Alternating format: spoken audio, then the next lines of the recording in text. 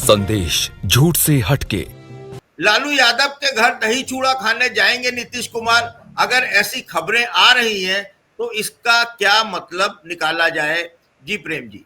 जी देखिए, पुरानी बातें तो जो हुई उस पर बहुत चर्चा रही और सबसे ज्यादा स्पेक्यूलेशंस इसी बात पर लगते हैं कि नीतीश कुमार कब प्रधानमंत्री से मिलना चाह रहे थे, कब भेंट हुई नहीं हुई।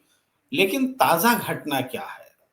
बात यहां हो कि ताजा कौन सी बात हो रही है जिससे बिहार की राजनीति करवट लेती हुई जो दिख रही है वो और स्पष्ट हो रही है, साफ साफ दिखने लगी है। देखिए, राज्यपाल से मुलाकात की होड़ लगी, नीतीश कुमार मिले तो चलिए शिष्टाचार भेंट थी, फिर भी सबने स्पेक्यूलेशन लगाया कि कहीं वो इस्तीफा देने तो नहीं गए, कहीं कोई नई सरकार बनाने के लिए तो नहीं गए, इस तरह से लगा। लेकिन बाद में फिर तेजस्वी यादव भी मिले आरिफ मोहम्मद खान से, और तेजस्वी यादव से मुलाकात के बाद अचानक हमने पाया कि राज्यपाल की गाड़ी लालू प्रसाद जी के घर की तरफ चली गई। यह और चौंकाने वाली घटना रही। तब पता चला कि नहीं, राबड़ी देवी जी का जन्मदिन है, इसलिए बधाई देने राज्यपाल जी उनके घर गए हैं। अब समझिए, सारी बातें तो इसी तरीके से हो रही हैं। लेकिन क्या राबड़ी देवी से मिलकर के चले आए होंगे आरिफ मोहम्मद खान, या लालू प्रसाद जी से भी भेंट हुई होगी? आज आरजेडी का मतलब तेजस्वी यादव है, उससे ज्यादा लालू प्रसाद है। भाई लालू प्रसाद जी तय करेंगे कि राजनीति की दिशा क्या हो। तो राज्यपाल की सबसे मुलाकात हो रही है। हम ये देख रहे हैं कि बिहार की राजनीति करवट लेती दिख रही है। तेजस्वी यादव ने सीतामढ़ी में कह दिया था, एक दो दिन पहले की बात है, कि नीतीश कुमार के साथ हम नहीं जाएंगे, गए तो पैर पर कुल्हाड़ी मारने जैसा होगा। अभी एक नई बात आ गई, नीतीश कुमार जहां जाना चाह रहे थे वही कह रहे हैं कि हम नहीं जाएंगे। तो क्या तेजस्वी यादव ने जो बात कही है वो रणनीतिक है या उसको शब्दशः मान लिया जाए? क्योंकि बिहार की राजनीति में कोई नेता कुछ भी कहे उसको शब्दशः माना नहीं जाता है। नहीं तो नीतीश कुमार ने तो कसम खाई थी कि वो बीजेपी की तरफ जाएंगे ही नहीं, मिट जाएंगे, मिट्टी में मिल जाएंगे, लेकिन बीजेपी से हाथ नहीं मिलाएंगे। लेकिन वो भी हुआ। तो तेजस्वी यादव ने जो कहा है वो भी अंतिम सत्य नहीं है, लेकिन रणनीतिक है। क्योंकि जैसे ही तेजस्वी यादव बोलते हैं कि हमारे यहाँ आपका स्वागत है, वैसे ही नीतीश कुमार को अपनी पार्टी को मैनेज करने और उस टाइमिंग का इंतजार करने जिसके तहत फैसला लेना है, उनको दिक्कत होने लगती है। अब इन सब बातों के बीच चूड़ा दही और दही चूड़ा बिहार में बहुत पॉपुलर है। दोनों दो बातें होती हैं। चूड़ा दही ब्राह्मण खाता है, चूड़ा ज्यादा दही कम, और दही चूड़ा यादव खाता है, दही ज्यादा चूड़ा कम। उसी हिसाब से चूड़ा दही और दही चूड़ा की बात बिहार में होती है। अब लालू प्रसाद जी के यहाँ जब निमंत्रण होगा तो दही चूड़ा ही खिलाया जाएगा, दही ज्यादा चूड़ा कम। तो नीतीश कुमार जी पहले भी वहां गए हैं, और ये इस निमंत्रण में जब वो दिखेंगे दही चूड़ा खाने जाते हुए तो तब तक सब कुछ स्पष्ट हो चुका होगा। यानी ज्यादा दिन नहीं, 12-13 दिन और है दही चूड़ा खाने का दिन। तो लेकिन हमने आपको पहले ये दिखाने की कोशिश की है, आप तमाम दर्शकों को, कि बिहार की राजनीति जो है दही चूड़ा, यानी जैसे खरमास खत्म होगा वैसे दही चूड़ा खाया जाएगा, उसका भोज होगा। और खरमास को सब लोग मानते हैं, उस दौरान न पार्टी छोड़ते हैं, न पार्टी ज्वाइन करते हैं, न गठबंधन तोड़ते हैं, न गठबंधन ज्वाइन करते हैं। तो ये माना जा रहा है कि जो घटना घट रही है उसको, घटना घट चुकी है, बस उसको दिखने का जो दिन होगा वो 14 तारीख दही चूड़ा वाला दिन हो सकता है, जो मकर संक्रांति है।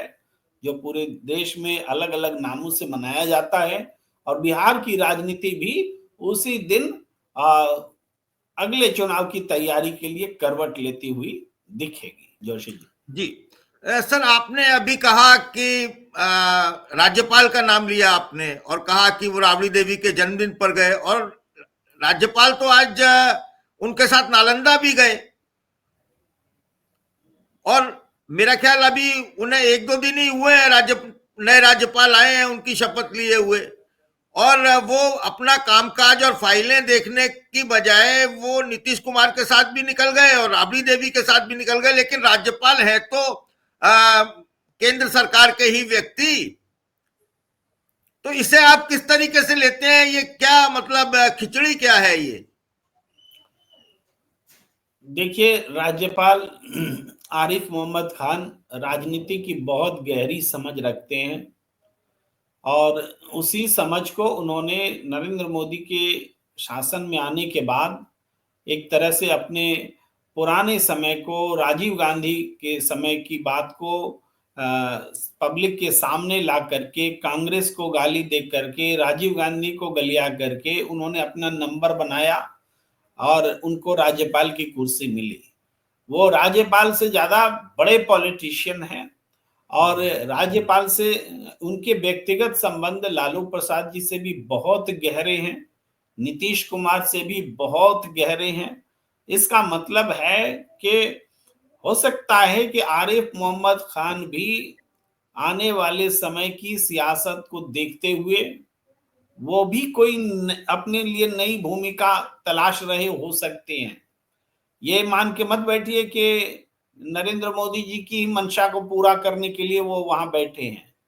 वो आम राज्यपाल होते हैं ऐसा, लेकिन आरिफ मोहम्मद खान एक बड़े पॉलिटिशियन रहे हैं, और वो बीजेपी के लिए मैनेज करते हुए दिख सकते हैं, लेकिन वास्तव में वो लालू प्रसाद जी से मैनेज ज्यादा हो जाएं अपने संबंधों के आधार पर, इसकी संभावना मुझे ज्यादा नजर आती है।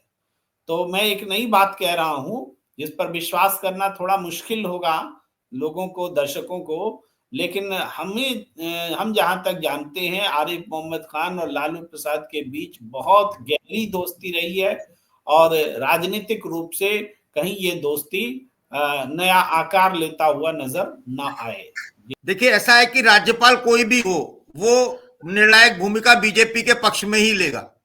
जितने राज्यपाल हैं, कोई भी ऐसा नहीं है जो बीजेपी के पक्ष में आंख पर पट्टी बांधकर, कानों में रुई लगाकर कोई काम नहीं करेगा। वो बिल्कुल एक ही जगह से सुनेगा। दूसरी बात है कि तेजस्वी की आपने कहा कि तेजस्वी ने ये स्पष्ट कर दिया है, तो राजनीति में क्या किसी कथन के कोई मायने होते हैं? अमित शाह का बयान याद कीजिए, उन्होंने क्या कहा था नीतीश कुमार के लिए जब वो चले गए थे लालू यादव के यहां, जब वो इंडिया गठबंधन बनाए थे, तब क्या कहा था, और उस बात के आज क्या मायने हैं? तो राजनीति में मायने क्या होते? जी जी सर, प्रेम जी। जी, मैं एक बात बोलना चाहता हूं कि अभी जो विधानसभा चुनाव के जितने करीब हम पहुंच गए हैं, तो अब कोई ऐसी संभावना नहीं है कि कोई वैकल्पिक सरकार नीतीश कुमार पाला बदल करके एक नए रूप में देंगे, इसकी कोई संभावना नहीं है। अब जो होगा चुनाव के मैदान में होगा। तो तेजस्वी यादव ने जो बात कही कि हम अकेले लड़ेंगे, और अपने मुख्यमंत्री के दावे के साथ में उन्होंने स्पष्ट संकेत वही था। और जेडीयू ने भी जो पोस्टर जारी किया जिसकी चर्चा हेमंत जी कर रहे हैं कि 2025 फिर से नीतीश, तो वो भी नीतीश कुमार को फिर से मुख्यमंत्री बनाने का जो जज्बा है जेडीयू का, जो उसको प्रेजेंट कर रहे हैं। लेकिन इस बात से, इस राजनीति से ये विकल्प खुला हुआ है। ये नहीं तय होता है कि ये दोनों एक हो रहे हैं, अलग हो रहे हैं, या सरकार में कोई की संरचना बदल रहे हैं। लेकिन जो गतिविधियां राजनीतिक हैं वो ये बता रही हैं कि इलेक्शन जो लड़ा जाएगा उसका गठबंधन का स्वरूप अलग होगा, और हमें तो पूरा दिख रहा है जो दही चूड़ा होने वाला है 14 जनवरी को। जैसे ही इलेक्शन अनाउंस होगा, इलेक्शन अनाउंस होने से पहले कोई राजनीति नहीं बदलेगी, लेकिन इलेक्शन होने के अनाउंस होने के तुरंत बाद पॉलिटिकल जो अलाइनमेंट है वो रीअलाइंड होगा। और इसके लिए पूरी तैयारी अभी से है, सरकार बनाने के लिए नहीं है। जिस तरह से ह्यूमिलेट किया गया नीतीश कुमार को पिछले दिनों, वो दिल्ली गए, प्रधानमंत्री ने मना कर दिया, नड्डा साहब से वो मिले नहीं, क्यों मिले, वापस आ गए। और जिस तरीके से गिरिराज सिंह, विजय सिन्हा उन पर आक्रमण कर रहे थे, उससे जाहिर था कि उनको वो फेड आउट कर देने की बात नहीं थी, उनको बिल्कुल खलास करने की तैयारी हो गई थी। फेड आउट में तो थोड़ा धीमे धीमे समय मिलता है, कुछ सेकंड्स का, कुछ समय, अलग अलग परिस्थितियों में। तो ये आज सारे के सारे आक्रमण रुक गए हैं। तो क्या ये माना जाए कि बीजेपी और नीतीश कुमार के बीच युद्ध विराम हो गया है, या ये भूकंप से, भूचाल आने से, तूफान आने से पहले की शांति है? किस नजरिए से आप देखते हैं इसे सर? बीजेपी की जो सियासत रही है उसके हिसाब से उनकी जो ताकत है, उनका जो घमंड है, अहंकार है, वो यहाँ दिखता है बीजेपी के नेतृत्व का।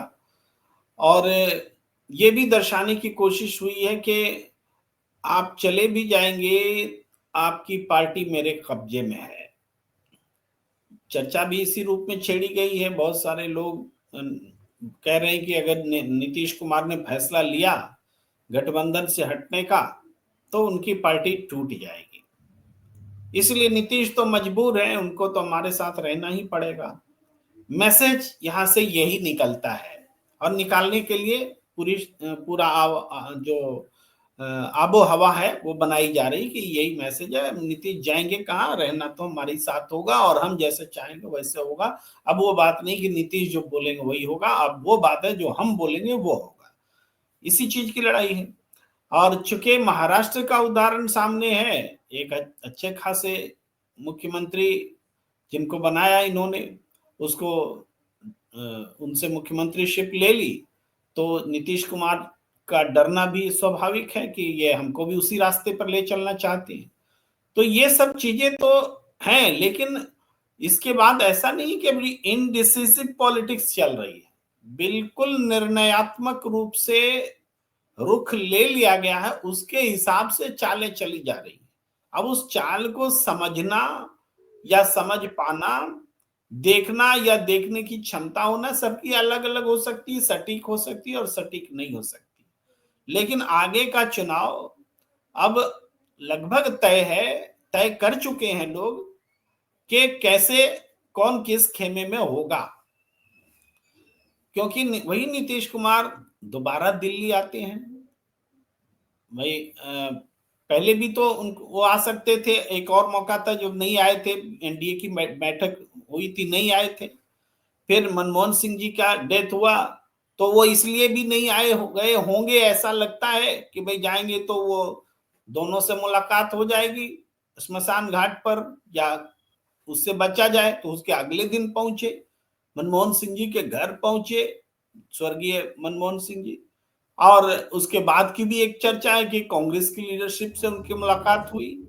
तो ये सारी चीजें यूं ही घटित नहीं होती है। और बिहार में जो घटित हो रहा है, भाई दही चूड़ा का जो मौसम ऐसे ही थोड़े बन रहा है, दही चूड़ा तो हर साल आता है। जेपी नड्डा जी ने एक सवाल मैं बीच में पूछ लेता हूं आपसे प्रेम जी, क्या ये जो वर्तमान में नीतीश कुमार वाला जो मेल मिलाप है लालू के साथ में, उसमें क्या कांग्रेस की भूमिका रही है? आपने कहा कि वो श्रद्धांजलि देने गए और एक वहां पर कुछ कांग्रेसी नेताओं से या किसी विशेष कांग्रेसी नेताओं से भी मिले, ऐसी क्या मतलब आपको लगता है, क्या सूचना है सर? देखिए, प्रियंका गांधी से मुलाकात हुई ये बात कही जा रही है, लेकिन पुष्टि करने वाला कोई मजबूत फैक्ट जो है सामने नहीं है। लेकिन प्रियंका गांधी से मुलाकात हुई है ऐसी बात कही है, इसकी मैं भी पुष्टि नहीं कर सकता। लेकिन हम कह रहे हैं कि दो चीजें, एक एनडीए की बैठक में नहीं जाना, दूसरा डॉक्टर मनमोहन सिंह जी के अंत्येष्टि वाले दिन नहीं जाना। नहीं जा सकते थे ऐसा नहीं है, जाया जा सकता था, उसके अगले दिन जाना। ये सारी बातें बता रही हैं कि और उसमें भी मुलाकात नहीं होना, वो सारी चीजें जो थी, भाई नरेंद्र मोदी जी से मुलाकात नहीं होना, जेपी नड्डा जी से मिलने की इच्छा खुद नीतीश जी का नहीं दिखाना, ये सारी घटनाओं को जोड़ते हैं और फिर बिहार में जो कुछ हो रहा होता है, उनके नेता, बिहार के नेता जो कुछ बोल रहे होते हैं, उससे परिस्थिति का पता चलता है कि क्या परिस्थिति चल रही है, घटना किस रूप में आगे बढ़ रही है। मैं वो कह रहा था, एक समय जेपी नड्डा जी ने पटना में कहा था कि क्षेत्रीय दलों का अस्तित्व खत्म होने वाला है। उसके तुरंत बाद नीतीश कुमार ने फैसला लिया था कि पाला बदला था, ये हुआ था। और अब जबकि कौन होगा मुख्यमंत्री, इस पर की लीडरशिप कुछ बोलने को तैयार नहीं है। भाई हमने देखा हरियाणा में बीजेपी के प्रदेश के नेताओं ने एक कहा कि मोदी और नीतीश के नेतृत्व में चुनाव लड़ा जाएगा, लेकिन मुख्यमंत्री के बारे में किसी ने कुछ नहीं कहा। उल्टे विजय सिन्हा ने बयान दिया कि वाजपेयी जी के सपनों को पूरा करना है और बीजेपी को अपने पैरों पर खड़ा करना और अपना मुख्यमंत्री बनाना, वगैरह वगैरह, उन्होंने जो बातें कही। तो ये सारी घटनाएं जो हैं, न इसकी अनदेखी की जा सकती है, न लालू राबड़ी जी से जो मुलाकात का चल रहा है, जो दिख रहा है आने वाले समय में, इन सबको। लेकिन एक तकनीकी बात जो है, मैंने पहले भी कहा था, थोड़ा सा इसको स्पष्ट कर दूं, वो ये कि अभी ऐसा फेरबदल नहीं है होगा कि रातों रात सत्ता नीतीश मुख्यमंत्री रहेंगे और बीजेपी की जगह में आरजेडी आ जाएगी। अब ऐसा वाला सीन नहीं दिख रहा है, वो समय चला गया। अब सीधे चुनाव में जाना है। तो चुनाव में कैसे जाएंगे? भाई मुख्यमंत्री बने हुए चुनाव में रहना ये पसंद करेंगे। तो ये कब संभव है? जब चुनाव का ऐलान हो जाए। चुनाव के ऐलान से पहले अगर थोड़ा भी ये पॉलिटिकली अगर शिफ्ट करते हैं इधर से उधर, तो उनका मुख्यमंत्री जो पद है वो खतरे में चला जाएगा। फिर तो राष्ट्रपति शासन राज्यपाल के जरिए होगा। तो उस चीज को अवॉइड करने का तरीका यही है कि चुनाव की घोषणा होने दी जाए, उसके बाद पॉलिटिकल रीअलाइनमेंट हो, तब तो कोई उनका मुख्यमंत्रीशिप भी नहीं छीन सकेगा। तो इसीलिए मेरा मानना है कि अब की जो खामोशी है, ये खामोशी थोड़ी लंबी होगी, लेकिन रणनीतिक रूप से सब कुछ तय हो रहा है, हो चुका है। हमें दिखाया या बताया भी नहीं जा सकता है उनकी ओर से, ये हम कह रहे हैं। हमें वो नहीं कह सकते कि हमारे बीच सब कुछ हो गया है। कहेंगे तो सरकार गिर जाएगी, सरकार को बचाना है, उसके बाद में गठबंधन में जाना है या रीअलाइनमेंट होना है। ये सारी परिस्थिति है। इस आलोक में देखा जाना चाहिए राजनीति को। लेकिन राजनीतिक करवट ले चुकी है बिहार की, ये निश्चित है। जी जी शुक्रिया सर। सर एक आखिरी टिप्पणी आपकी, प्रेम कुमार जी। देखिए, नए साल में बिहार बिल्कुल नई राजनीति और नया संदेश देगा। बिहार में जब कुछ परिवर्तन होता है तो उसका राष्ट्रीय राजनीति पर असर पड़ता है, चाहे वो नारे हो, चाहे वो सत्ता हो। और 2024 में भी बिहार ने राष्ट्रीय राजनीति को प्रभावित किया। और रीअलाइनमेंट ऑफ पॉलिटिकल फोर्सेस अगर बिहार में जो होता दिख रहा है, जिसके दिखने में जो थोड़ी देरी हो रही है, उसकी वजह मैंने बतलाई कि उसकी वजह है कि अभी तुरंत कोई नई सरकार बने इसकी संभावना नहीं है, क्योंकि तुरंत चुनाव होने वाले हैं। तो उस स्थिति में ये इलेक्शन डिक्लेयर जैसे होगा, इलेक्शन जैसे डिक्लेयर होगा, ये तय हो जाएगा कि कार्यवाहक मुख्यमंत्री नीतीश कुमार होंगे, रहेंगे, उनके नेतृत्व में चुनाव, उनके रहते हुए चुनाव होगा। तो कार्यवाहक मुख्यमंत्री जब रहेंगे तो उसके बाद वो अपना राजनीतिक फैसला जो है, वो जो अभी चल रही गतिविधियां उसको दिखा सकेंगे, बता सकेंगे, सामने आ सकेंगे। इसीलिए जो कुछ भी दिल्ली में बीते समय में घटनाएं घटी, जो अब घट रही हैं, जो बीजेपी के नेता बयान दे रहे हैं, जो जेडीयू कह रहा है, बीजेपी के नेताओं ने कहा कि हम अपना मुख्यमंत्री बनाना चाहते हैं, जेडीयू ने कहा कि मुख्यमंत्री नीतीश रहेंगे 2025 में, और तेजस्वी भी कह रहे हैं कि हमारा मुख्यमंत्री होगा। तो अब बताइए तेजस्वी क्यों ना कहे, तेजस्वी भाई नीतीश से बड़ी पार्टी है, तो वो तो कहेंगे चुनाव मैदान में जाएंगे तो इसी रूप में होगा कि जिसके पास ज्यादा सीटें आएंगी उसका मुख्यमंत्री होगा। लेकिन चुनाव के बाद चूंकि नीतीश कुमार एक ऐसा फैक्टर बन जाते हैं कि वो कहीं अपना शिफ्ट ना कर ले, इस डर से दूसरा जो है उनको मुख्यमंत्री बनाता है, स्वीकार करता है। तो ये जो परिस्थिति है, हाँ, एक बात जो मुझे लग रही है वो ये कि आरिफ मोहम्मद खान के आने के बाद कहीं वैसी ही रणनीति आरजेडी ना अपनाने लग जाए नीतीश कुमार पर कि भाई तुम मुझे मुख्यमंत्री बनाओ, नहीं तो हम बीजेपी का भी साथ ले और दे सकते हैं, जो आज तक नहीं हुआ है, आज तक नहीं हुआ है। लेकिन इस किस्म से जहां राजनीति पलटेगी तो नीतीश कुमार की भूमिका जो है अभी वाली जो है खुद मुख्यमंत्री बनने की, वो खत्म हो जा सकती है। लेकिन ये अटकल है, कयास है, इसका ये नहीं है। ये वो बात है जब आरजेडी अपना नेचर बदल देगी। तो आरजेडी अब तक नेचर नहीं बदला है, उसने कभी बीजेपी की तरफ रुख नहीं किया है, उसके साथ कभी चुनाव नहीं लड़ा है, हमेशा कांग्रेस के साथ मिलकर चुनाव लड़ती रही है। तो इसीलिए लेकिन हमारा काम है संभावनाओं को बताना भी कि क्या हो सकता है। तो ये भी है जो नहीं हो सकता है उस बारे भी हम आप ध्यान दिलाना चाह रहे हैं। लेकिन ये हो चुका है, वो चुनाव के बाद की घटना बोल रहे हैं। चुनाव कौन किसके साथ लड़ेगा, इतना मैं बार बार कह रहा हूं कि नीतीश कुमार एनडीए में रह के चुनाव नहीं लड़ेंगे, ये साफ साफ दिख रहा है। इसकी घोषणा होने में वो तब घोषणा होगी जब चुनाव का डिक्लेरेशन हो जाएगा। जी, आप बिल्कुल सही कह रहे हैं। वो इस राष्ट्रपति शासन में चुनाव करवाना या चुनाव लड़ना, चुनाव में जाना पसंद नहीं करेंगे नीतीश कुमार, और उनकी एडमिनिस्ट्रेशन पर बहुत अच्छी पकड़ है, ये भी सब जानते हैं। और जहां तक कांग्रेस और लालू का सवाल है तो वो बिहार में मेड फॉर ईच अदर है, और लंबा एक साथ है, उन्होंने कभी साथ नहीं छोड़ा, विषम परिस्थितियों में भी नहीं छोड़ा, न लालू ने न कांग्रेस ने, ये तो बिल्कुल तय है। और नीतीश कुमार आया राम गया राम वाली स्थिति में रहे हैं, सब जानते हैं। वो अपने फायदे के लिए काम करेंगे, उन्हें किसी के फायदे से नहीं मतलब है, न मोदी से, न लालू से, न कांग्रेस से। वो तो अपो दीपो भव है, यानी अपना दीपक खुद बनो, मुख्यमंत्री बनो या प्रधानमंत्री बनो, उनको अपना लक्ष्य मालूम है। अभी जब सीट बंटवारे का भी टाइम आएगा तब भी आप देखिएगा वहीं पर फजियत शुरू हो जाएगी, क्योंकि बीजेपी इतनी सीटें दे नहीं सकती है जितनी नीतीश कुमार मांग रहे हैं, जितनी चिराग पासवान मांग रहे हैं, जितनी जीतन राम मांझी मांग रहे हैं। तो उनके पास में क्या बचेगा? एक डोने में थोड़ा सा हलवा। तो बीजेपी अपने आप को बीजेपी भी खत्म नहीं करना चाहेगी, और ये वो डायनासोर हो गया है एनडीए जो अपने ही वजन से बिहार में चटक जाएगा, क्योंकि वहां जो गलती एनडीए में उनके घटक दलों ने की उससे सबक बिहार ने ले लिया, और बिहार राजनीतिक रूप से ज्यादा चतुर है।